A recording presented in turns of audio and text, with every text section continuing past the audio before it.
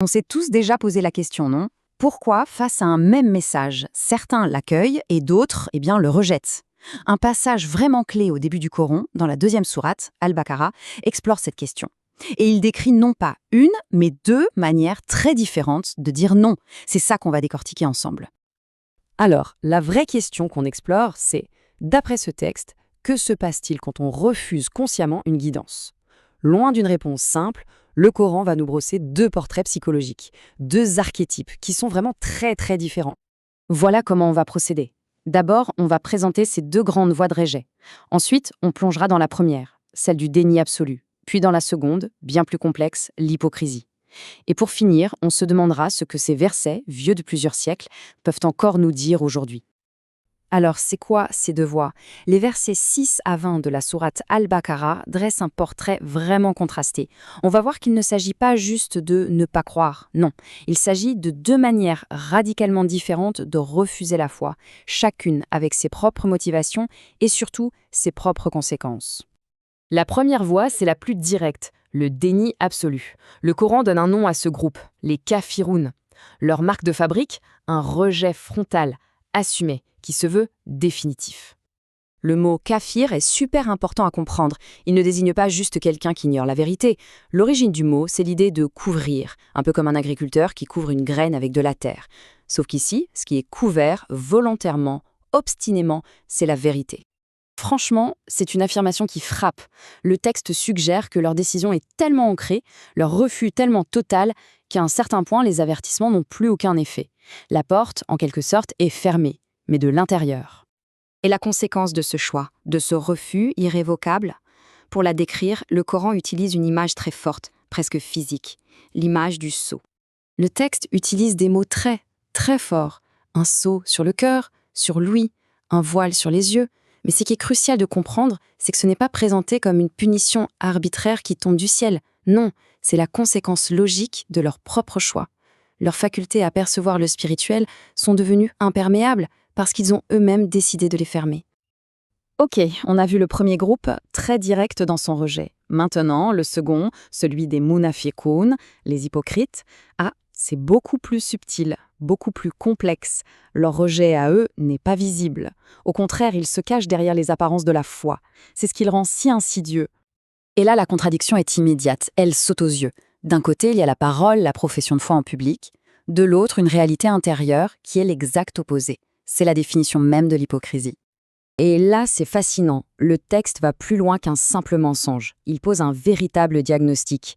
Il parle d'une maladie dans le cœur. Le mécanisme décrit est implacable. En s'enfermant dans le mensonge, le texte dit que Dieu les laisse en fait aggraver leur propre maladie. C'est comme si leurs actions nourrissaient leur propre mal intérieur. Le décalage est total. Eux se voient comme des réformateurs, des gens qui font le bien. Mais la réalité décrite par le Coran, c'est celle de la corruption, du façade. Et le plus tragique, c'est peut-être la fin du verset, mais ils n'en ont pas conscience. Ils sont aveugles à leur propre état. Pour qu'on saisisse bien cet état d'esprit si particulier, le texte va utiliser deux métaphores incroyablement parlantes. La première, c'est celle du feu. Imaginez quelqu'un qui allume un feu. Cet acte, ça représente le bénéfice et la clarté temporaire qu'ils peuvent tirer de leur appartenance de façade à la communauté. C'est une lumière qui leur est utile, bien sûr, mais qu'ils ont générée eux-mêmes, pour leurs propres intérêts. Mais voilà, cette lumière, elle ne dure pas. Parce que sa source n'est pas une foi sincère, le texte nous dit que Dieu emporte leur lumière, et il les laisse dans des ténèbres totales. Ils ont eu un bref aperçu de la clarté, mais au final, leur propre duplicité les a rendus complètement aveugles. Après le feu, on passe à la deuxième métaphore, tout aussi puissante, celle de l'orage. Elle illustre parfaitement leur état intérieur, ce mélange de peur, de confusion et d'opportunisme face au message divin. Normalement, la révélation, ça devrait être comme une pluie bienfaisante qui nourrit la terre. Eh bien pour eux, c'est tout l'inverse. C'est un orage terrifiant. Les ténèbres, c'est leur incertitude. Le tonnerre, ce sont les avertissements qu'ils craignent. Et les éclairs, ce sont de brefs moments de clarté qu'ils essayent d'utiliser à leur avantage.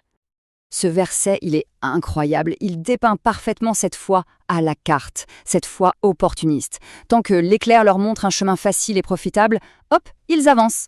Mais dès que l'obscurité revient, dès que l'épreuve ou le doute s'installe, ils sont paralysés. C'est une foi qui ne fonctionne qu'en plein soleil. Bon, on a analysé le texte. Maintenant, prenons un peu de hauteur. Au-delà de l'exégèse, qu'est-ce que ces portraits, vieux de 1400 ans, nous disent sur des notions très actuelles comme le libre arbitre ou la moralité?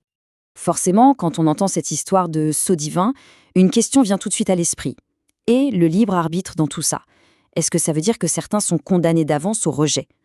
En fait, ce qui est intéressant, c'est que les versets ou même apportent des éléments de réponse. La notion de choix est absolument centrale. Pour le premier groupe, le texte insiste bien sur leur décision. Et pour le second, la métaphore est presque commerciale. Ils ont acheté l'égarement avec la guidance comme monnaie d'échange.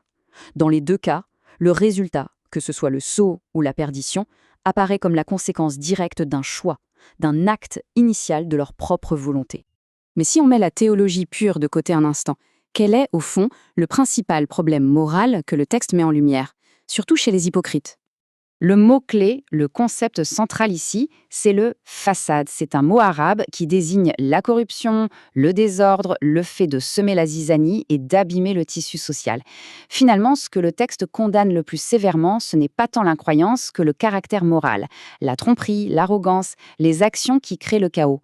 Le critère final semble être la sincérité du cœur et l'impact réel des actions sur le monde. Et on va finir là-dessus, avec une question pour la réflexion. Le Coran parle d'une maladie du cœur, cette duplicité, ce décalage entre les paroles et les actes, cette image de soi complètement erronée. Si cette maladie existait aujourd'hui, à quoi ressemblerait-elle? Quels en seraient les symptômes dans nos sociétés, nos institutions, ou peut-être même un peu en chacun de nous? C'est une question que ces versets anciens continuent de nous poser.